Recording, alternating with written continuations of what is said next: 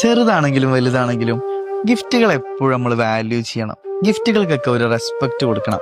അതെന്താ അറിയോ, ഒരാൾ നമുക്ക് വേണ്ടി ഒരു ഗിഫ്റ്റ് വാങ്ങി തരാന്ന് പറയുമ്പോൾ അയാൾ അതിനു വേണ്ടി ഒരുപാട് ടൈം സ്പെൻഡ് ചെയ്യുന്നുണ്ട്, ഒരുപാട് എഫേർട്ട് എടുക്കുന്നുണ്ട്.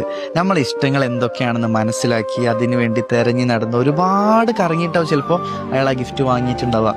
ആ ഗിഫ്റ്റ് തരുന്ന സമയത്ത് അയാൾക്ക് ഒരുപാട് ഇമാജിനേഷൻ ഉണ്ടാവും.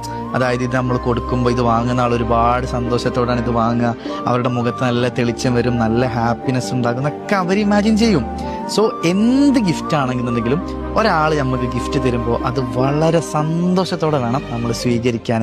അത് എന്ത് ഗിഫ്റ്റ് ആണെങ്കിലും, പ്രത്യേകിച്ച് ഗിഫ്റ്റ് എന്ന് പറയുന്ന ഒരു കാറ്റഗറിയിൽ പ്രൈസ് എന്ന് പറയുന്ന ഒരു സെഗ്മെന്റേ ഇല്ല. ചെറുതോ വലുതോ എന്തോ ആയിക്കോട്ടെ, നമ്മളത് സ്വീകരിക്കേണ്ടത് വളരെ സന്തോഷത്തോടെ. പിന്നെ മറ്റൊരു കാര്യം എന്ന് പറയുന്നത്, ഈ ഗിഫ്റ്റ് കിട്ടുക എന്ന് പറയുന്നത് വളരെ വലിയൊരു ഭാഗ്യമാണ്. എല്ലാവർക്കും ഈ ഒരു ഭാഗ്യമില്ല, ഗിഫ്റ്റ് എല്ലാവർക്കും കിട്ടൂല. അതുപോലെ തന്നെ ഗിഫ്റ്റ്